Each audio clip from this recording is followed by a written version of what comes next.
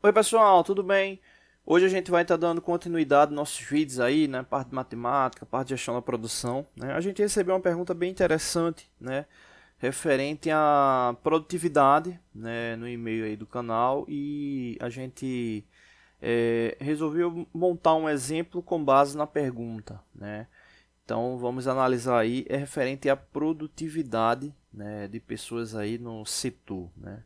Então vamos lá, em um setor de uma empresa temos 3 funcionários trabalhando, onde o primeiro consegue processar uma peça em 20 minutos, o segundo consegue processar essa mesma peça com a metade do tempo, com a metade do tempo do primeiro, e o terceiro consegue processar essa mesma peça em 3 quartos de tempo do primeiro, né? Então aí os 20 minutos da primeira pessoa aí é a referência, né, para os outros 2 funcionários, né? O lote atual é de 1.000 peças para serem fabricadas, né? O lote atual é de 1.000 peças para serem fabricadas.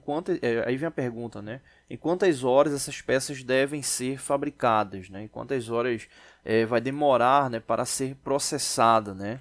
Já que se é 1.000 peças aí para ser processadas, né? A pergunta é justamente essa, né? Quantas horas Em quantas horas essas peças devem ficar prontas. Aqui a gente tem só um detalhezinho referente às pessoas, né? Vamos colocar aqui como A, B e C, né? O primeiro, né? Ele tem essa execução em 20 minutos. Deixa eu até alterar aqui para ficar melhor. Vou colocar aqui A, B e C. Né? O primeiro ele tem esse tempo de 20 minutos aí de execução para uma peça. Né? Então vamos colocar aqui 20 minutos. O segundo ele faz pela metade do tempo. Obviamente, se a metade do tempo vai dar 10 minutos. Né? A metade do tempo do primeiro. E o terceiro, 3 quartos de tempo do primeiro. Né? Ou seja, você vai pegar 20 e dividir pelo denominador, né? 20 dividido por 4 multiplicado por 3, que vai dar igual a 15. Né? Então o terceiro ele consegue fabricar essa peça em 15 minutos.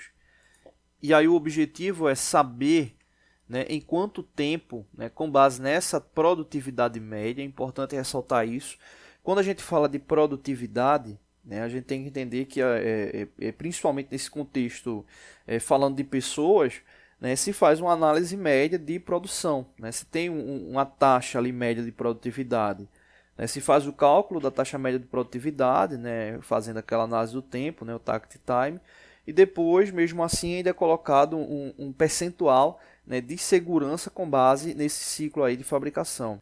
Normalmente essa ação ela toma como base o setor, né, o departamento ali geral, né, se tem uma taxa média de produtividade do departamento, né, que é onde se tem o controle principal, e normalmente se tem a estratificação para chegar no seguinte: produtividade levando em consideração pessoas e máquinas.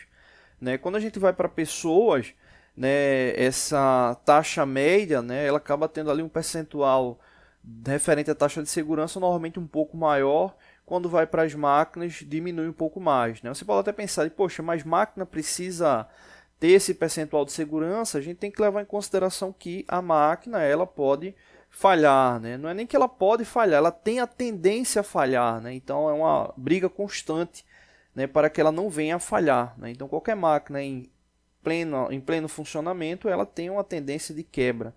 Né? Então, é por isso que existe todo o ciclo lógico voltado aí para manutenção. Obviamente, umas empresas com uma análise maior, outras empresas com análise menor.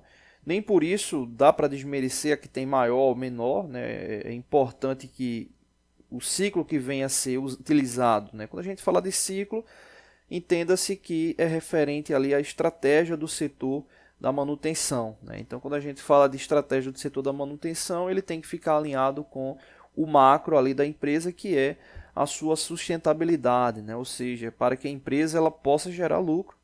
Né? Então, o setor de manutenção atendendo aí, né, esse pré-requisito, vamos chamar de mínimo, porque existem outros setores ali, outras ações nessa lógica, né? Mas a empresa atingindo ali um nível de produtividade que dê, né, lucratividade, então já é pelo menos um indicador mínimo ali para o processo. Né? Então você acaba tendo também aí esse tempo médio aí também de operação.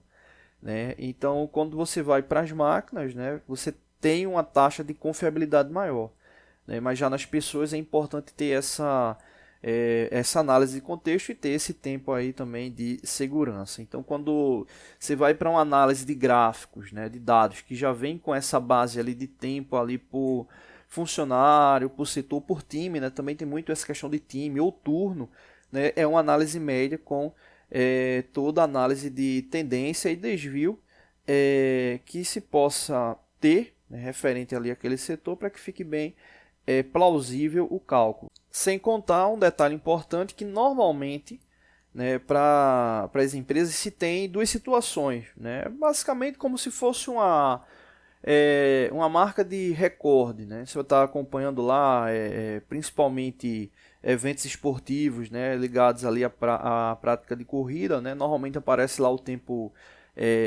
médio, recorde, né? Enfim, aparece lá aqueles tempos de referência. Para as empresas também não muda muito, né? Normalmente a empresa tem o tempo, né, o tempo que ela entende que é possível fazer, né? Então se tem uma análise de um tempo possível de fazer e tem o tempo médio real, né? Então, exemplo, pode ser até que o tempo médio real ele seja menor do que o que ela entende que seria o mínimo suficiente, né? Então, basicamente, ela tem dois tempos, né? Ela tem o tempo real, que aí o tempo real é com base ali na produtividade. Normalmente se pode também ter uma análise de taxa média móvel, né?